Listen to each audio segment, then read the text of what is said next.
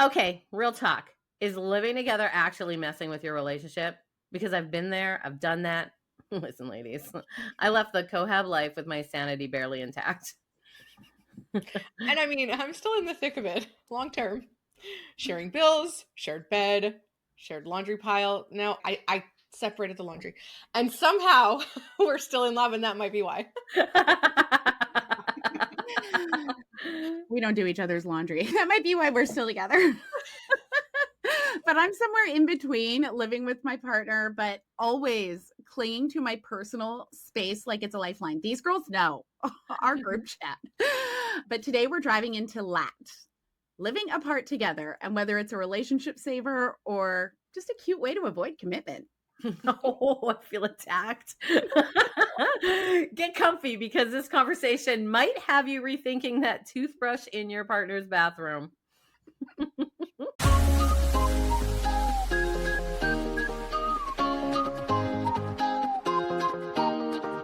Welcome to Not Safe for Brunch. In this podcast, we're here to bring sex, insight, and real-world education to the table unapologetically. Think about it as having those important, unfiltered brunch conversations with your closest friends about sex, relationships, and everything in between.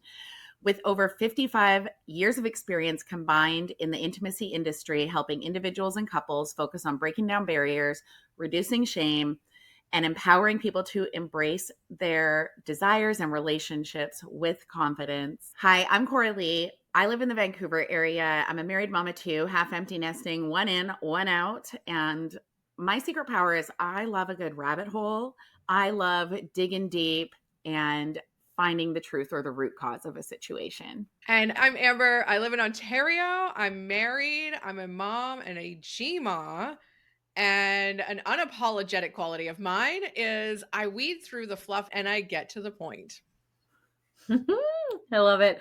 I am Vicki. I'm in Manitoba. I'm divorced and I'm re-entering the relationship space. I am a mom to 2 grown-ups, and my magic is making meaningful connections and relationshiping, which of course creates trust. WTF is LAT? What is it? Living apart together. So you're together, but you don't live together, and like permanently. And I know that's for a lot of new couples, but permanently. Intentionally, no less. Intentionally. Yeah. Wow. So modern. I love it. Well, I think I feel like I'm doing this. I'm definitely in a committed relationship. We have never had a conversation about living together, about what that might look like. He's very happy in his space. I'm very happy in my space. We, kind of intermingle periodically in each other's spaces, and then we break. And I don't know. I think it works. I can totally see how it would work.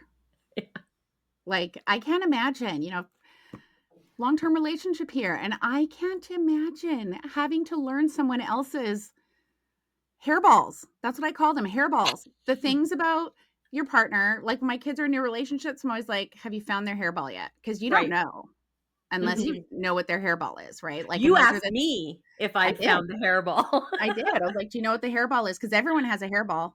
Right.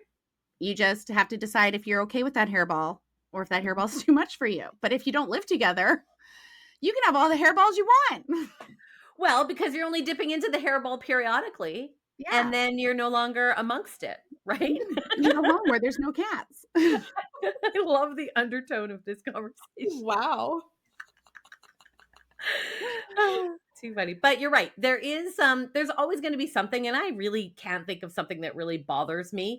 But again, is that simply because we don't cohab? I feel like long-term partners who live together can still kind of do this. And I only say that because I have an aunt and uncle who did this, especially in the summertime. So he spent all of his time at their cottage and she spent all of her time at home and they met up on the weekends. I love that. We've had a few listeners that did message me and gave me some feedback on exactly that, where, one partner works away. Maybe it's a 4 on 4 off or a 4-month or whatever that looks like, but they've found a way to navigate where they only live together for periods of time. Yeah. And I think too, the beauty of that, one thing I notice, because my husband and I, we met 8 years before we started dating. We always had feelings, never got deeper. We lived far apart, whatever. We all had our own lives. But one thing that I said once we got into this life of family and kids and all that was that I missed missing him. You know, it was such a huge part of our relationship for so long that it's exciting to not be together because then you have that anticipation again that you might not have had for a long time. So I don't think it's a commitment phobic thing. I think it's more kind of knowing yourself. You know that I don't know if I'm ready for that, or I still want to be independent for a while. And I can definitely see how someone would want that after being in a long-term relationship. Somebody might not ever be ready for that. And Yeah. not that they're not ready, they just don't want it. Yeah. And I think that's okay. I just want to know, like, are all these people making like buku bucks? Because splitting the bills is really nice. Well, I wonder how many people are really in the years of where their careers have taken off and they're doing the thing and they've got their own shit managed, right? So I agree. There is a draw to the idea behind splitting bills, but I also don't want to split half of somebody else's shit either. Like mine's enough and I manage it just fine and I don't require any help and my investments are my investments and my expenses are my expenses. And I like that. I'm not sharing that again. I don't see that. And again, I say that like it's definitive now. I don't know what 5 years brings, right? But I do know probably what the next year brings, right? I'm pretty clear on that. Yeah. I don't know. Yeah. So I didn't know until we started talking about this episode that this is pretty normalized in Europe. Yeah. What? Like, especially among older adults and queer people? What can you tell me about that, Vicki? Well, again, as somebody who has been married, has been cohabbed, we were talking about it as well when we were sort of creating all of this about how I've never lived alone before. Never in my life. This is my era of living alone. I have been living alone for 2.5 years and I don't hate it. There's so much around that. Now, does that maybe was my cohabitive experience not ideal and that's what makes this so much better for me? Maybe. Is it just the fact that I desired and decided to lean into the idea of living alone together and that I'm comfortable with that? Maybe. I don't know. I mean, I probably need more therapy on it. It's where I am. But I think it makes sense. And I think that especially for some people financially to keep things separate, especially when you are at this stage in your life where you have money saved, where the law will split that again. If I'm not in a position to be able to split that again, I can't do it. So there would be cohab agreements out the wahoo. And is it worth it? I don't know. I mean, just come over and hang for a day or two and then leave. Like Hang out naked for a couple days and then get out of here. yeah. Like, I mean, and it's fine because we all have our own lives and we're all doing our own thing. And I think that especially as we get older, we have different friendship circles and I'm never bored. I know when my guy's going to come over and hang and I know when he's probably going to go. And if he stays longer, great. And if it doesn't matter, then come and be a part of this other part of my life. But I don't do a lot of revolving my life around our schedules. It happens when it happens. And that's great. I like it. It's perfect. I think so. This listener messaged us and said, we've done the cohab thing, but now we're building something intentional because we are getting 48 hours of connection instead of 24/7 confusion. And when I read that, it really made me go, oh, because I live with my husband. Sometimes we'll be here together for, 5 or 6 days without really connecting because he's busy, I'm busy. And it's not there's something wrong with us, but we're just kind of in our routines and doing our own thing. And I mean, if one thing you know about me, I really like to do my own thing sometimes. I like to be a little independent, Enneagram 4 here. And so it really made me go, oh, I can totally see that and understand that because I would bet that if you're looking at certain weeks or months or whatever, you and your partner who don't live together probably connected more than me and mine who saw each other every day. Because that's 100%. There are so many nights where we're, in the same room and we're not talking. Yeah. Good night, love you. Like we've been here for 4 hours, but yeah. I remember reading once something about how men like that shoulder to shoulder connection. They want to sit next to us and watch TV. They want us to sit in the garage with them while they do the things. I don't mind doing that, but I want to make sure that the time that I spend is intentional. And then you can go and fix something. I love the time that we spend. And I really connect with this comment because this is literally my life. I remember feeling so torn. And another thing that I remembered when I was in a cohabitative relationship was that there was so much emphasis on what was being done and who was doing it.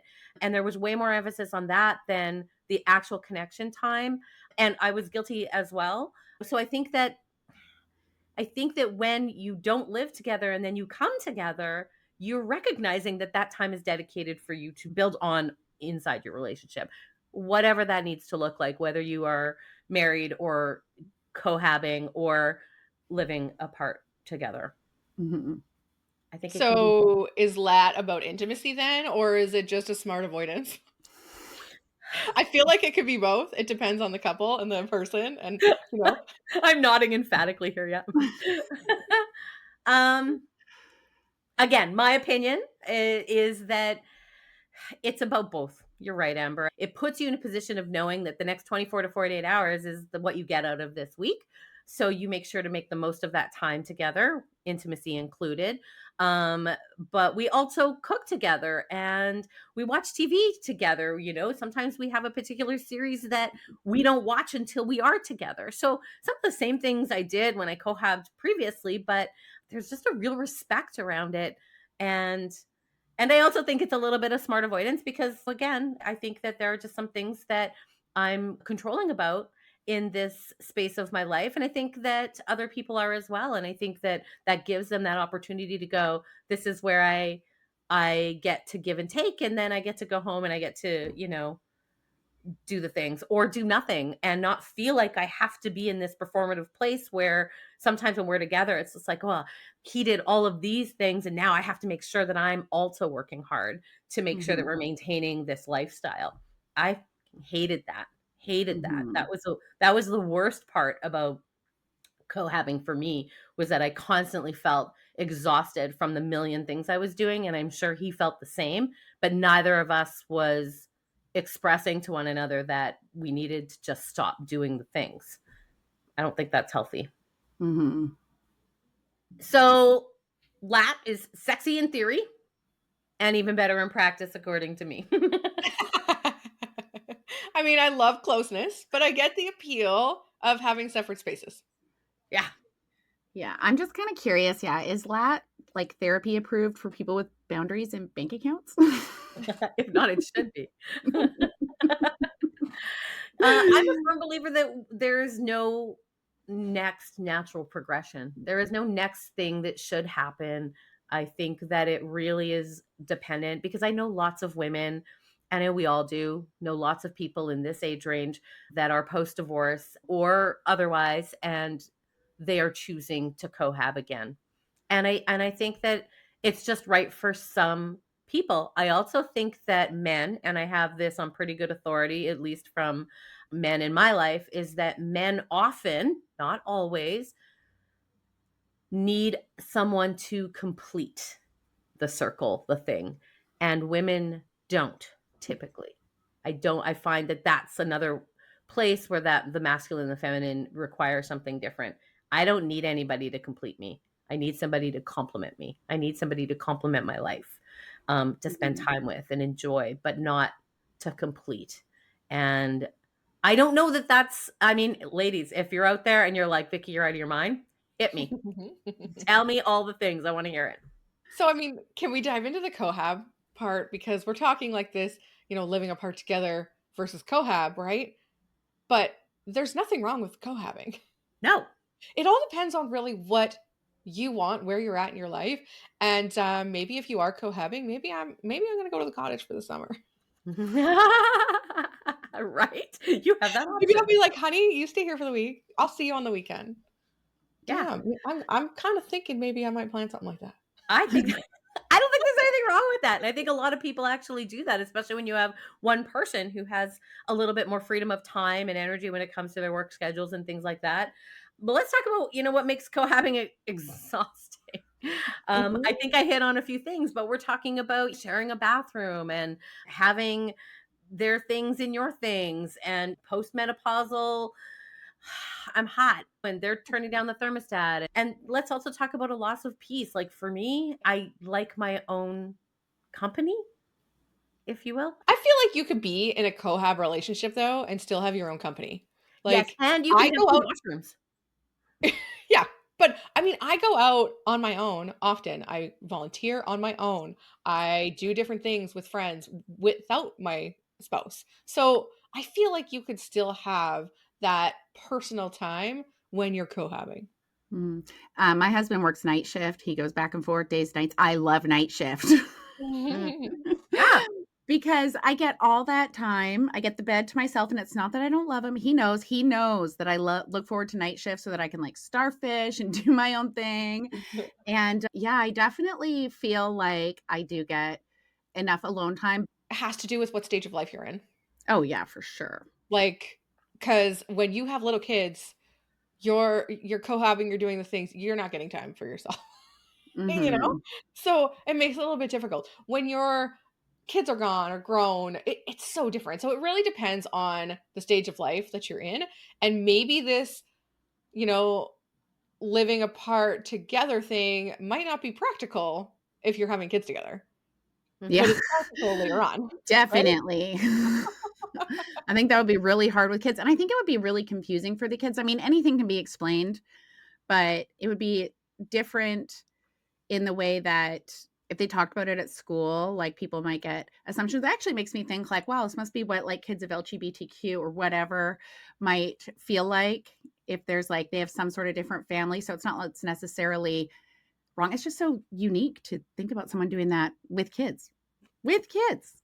I think it's Yeah. hard to explain it through as well. Like it would be really hard for somebody to understand it who's never considered it or is in a really healthy space with their partnership where it just makes sense that they do the things. Like I get that. I get that it is out of this world a little bit.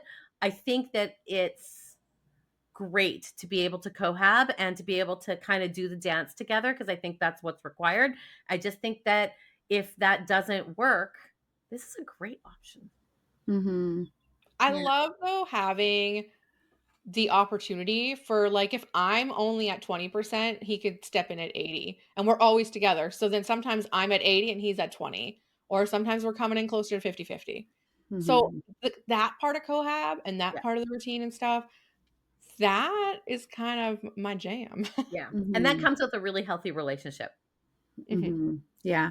I want to circle back to something Vicki said because I had a thought and I just want to know your guys' opinion on this or what you think about this. So when you said that men are generally looking for someone to like complete them, and like work together to do all the things or raise a kid, whatever. And that women generally don't need that.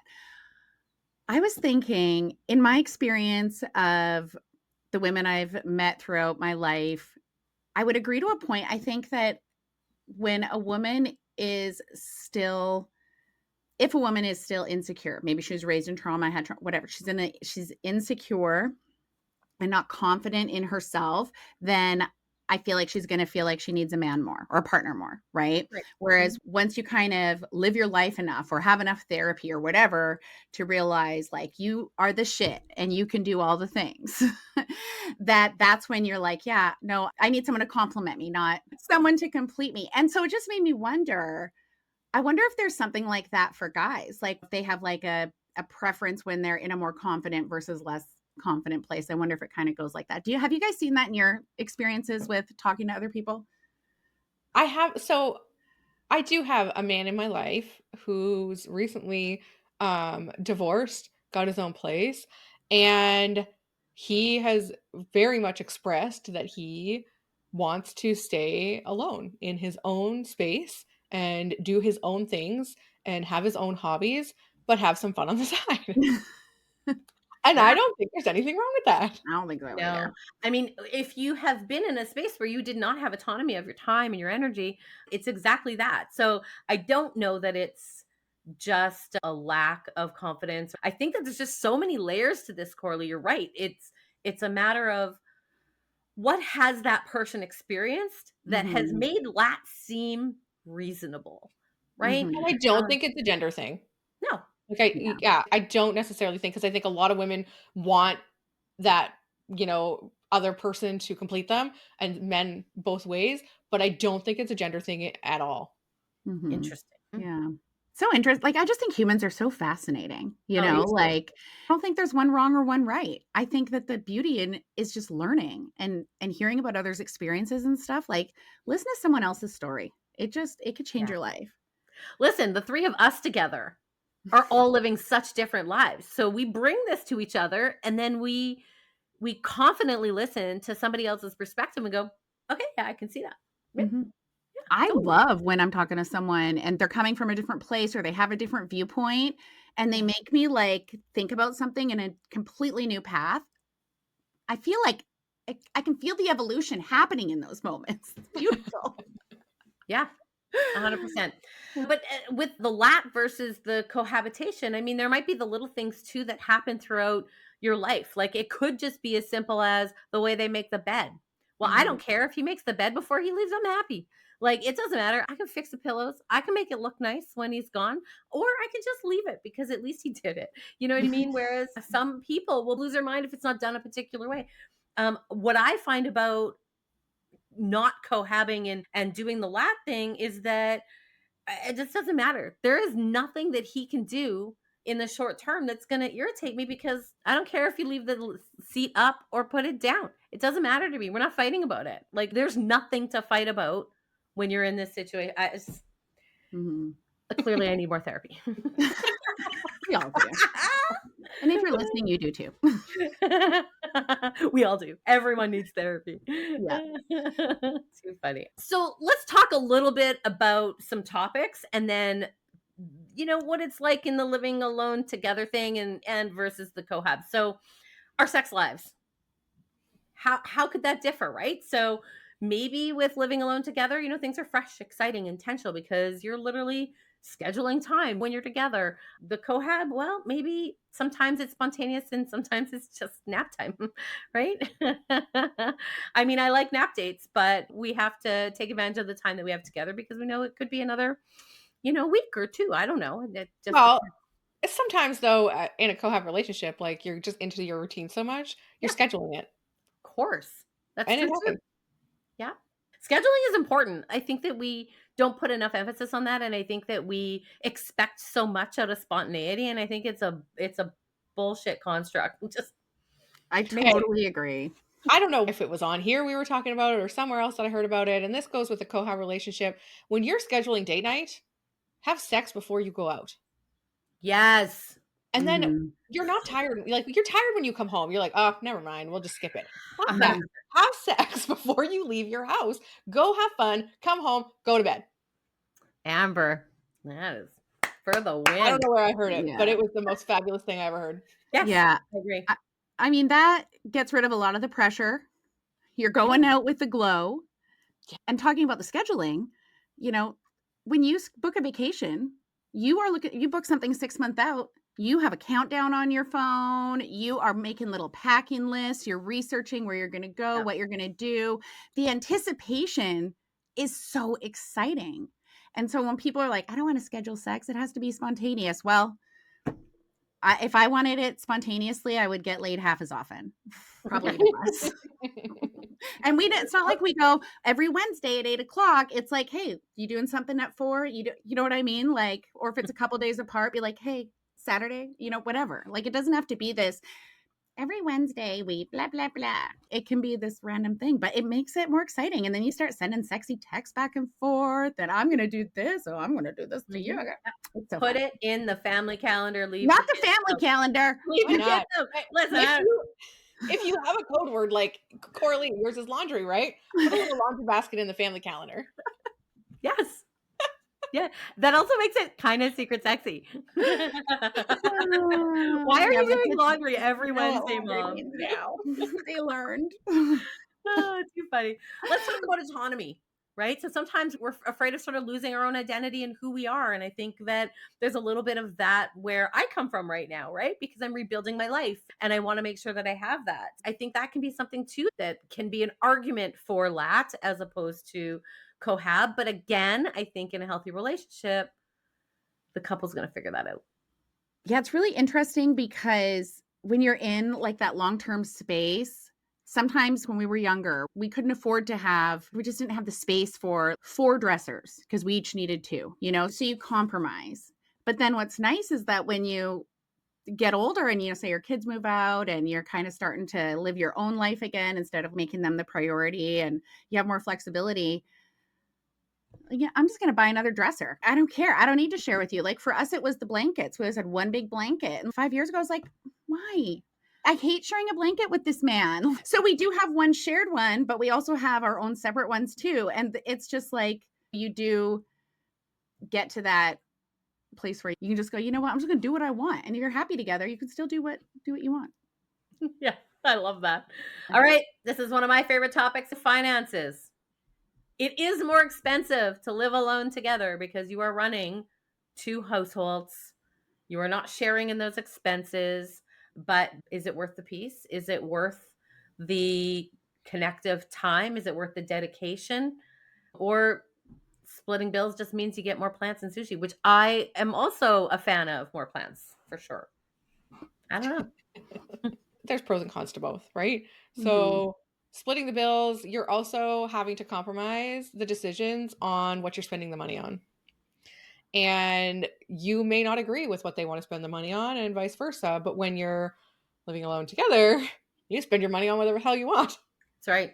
I don't want to ever hear anybody tell me that my underwear drawer is too full. I don't care. I don't care. I will buy as many pairs of panties as I want. We're not talking about it. Nope. I don't. What? Did someone tell you that? What tell you?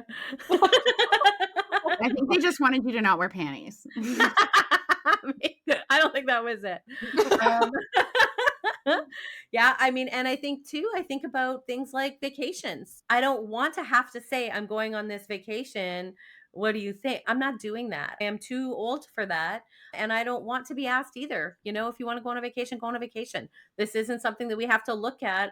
And can we afford to do this? I give a hot shit if you can afford to do it or not. I'd like you to come, but if you can't, you can't. I'm not going to lose sleep over it. I'm going to have a good time. But that again comes from a space of my perspective because it's just the way I want to live my life and going back to autonomy for me, right? Mm-hmm.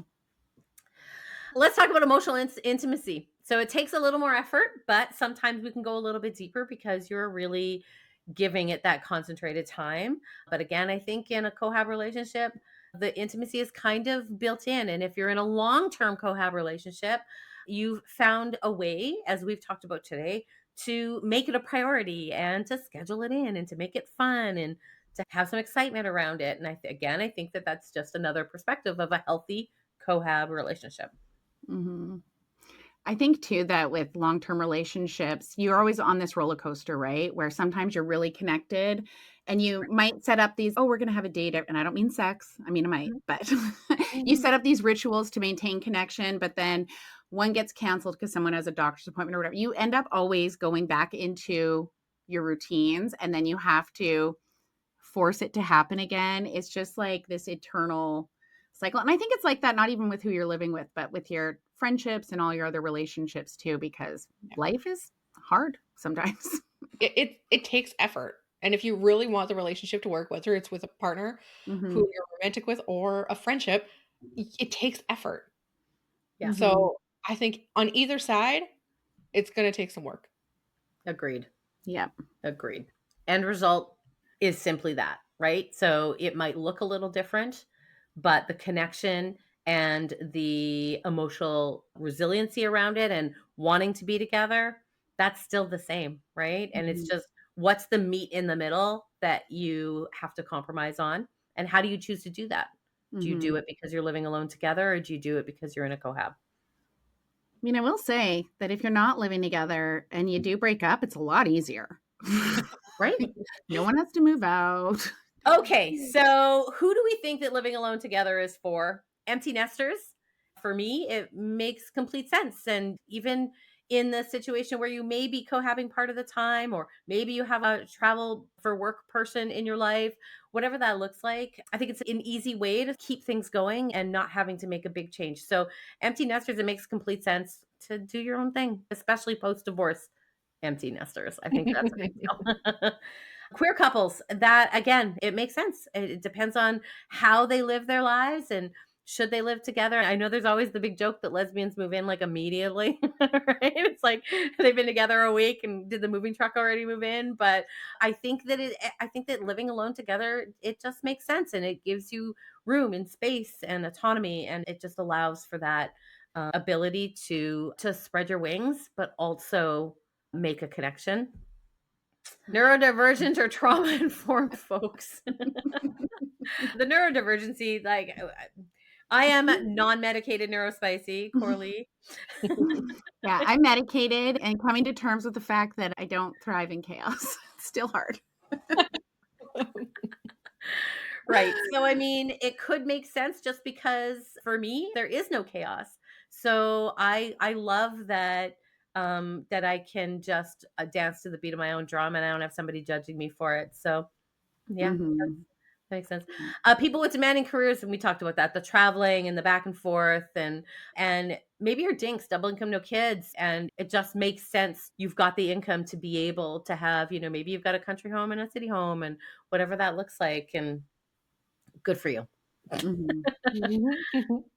LAT can also be for, when you've already done the cohab thing and you want a new dynamic, right? Maybe you need to figure it out. I am not telling a cohab couple though to try LAT. I mean, I think that might be the first step out the door. I think But that's called a trial separation. I think, yeah, which we all know is bullshit because that's just the next step to the lawyer. Yeah, So, to the D yeah. word. What do you I mean you want disagree. to I'm going to the cottage for the summer, and he can visit me on weekends. We'll collab again in the fall. Oh yeah, that's different. That's, you have a vacation home. I'm going to the cottage. to the lake house? Yeah. I love that. So, LAT, living alone together, is it a forever plan or is it a transitional one? Meh, I don't know. I'm gonna go back to where you are in your life, because I think that will answer this question. Mm-hmm. Yep, I Yeah. agree. And I think too, like, you're not going to know. You're not going to know until you are in the moment. You might think, like Vicki said earlier, this is how I feel now. My mind might change in 5 years. I don't know. I think we should consider everything in life as transitional. I think that's a great idea. I love that point of, though, like, it's today, that's not where I am. I'm always open to that conversation though, right? Like, I mean, it's not like I'm saying this is the way I'm going to live my life for the rest of my life. I just know that where things are now, that's just the way it works. And I just don't choose to challenge it. I just choose to live in it because it's functional and it just makes sense for right now. So yeah. Yeah. Don't put so much pressure on yourself, guys. Right. Do the things, cohab, LAT. Just enjoy your life and try not to put so much pressure. I think that the pressure is what sort of tears things apart and it kind of guts it. And it's just not necessary. And also, too, it's 2025. You can get toys that have apps that the person you're not living with can use. So you don't have to wait 2 weeks. You can have a little FaceTime or app session, whatever. Absolutely. So whether you're splitting a bed, a mortgage, or just a good bottle of wine, what matters is knowing what keeps your love alive. Cohabitation isn't the default setting for commitment, and LAT isn't a loophole. It's a choice, a bold choice, but it's a choice, and we love bold choices. Yes, we do. And remember that sometimes the hottest love is the one that gets to go home after brunch. Thanks for pulling up a chair at our unapologetic brunch table today. If you enjoyed the conversation, don't forget to like, subscribe, and leave us a review. It's like tipping your server, but for podcasts. And hey, sign up for our weekly newsletter using the link in the show notes so you never miss the juiciest, most unfiltered chats we're serving up. Remember, brunch isn't just about the mimosas. It's about the authentic connection and keeping it unapologetically real. Until next time, let's keep the brunch vibes alive and the conversation flowing.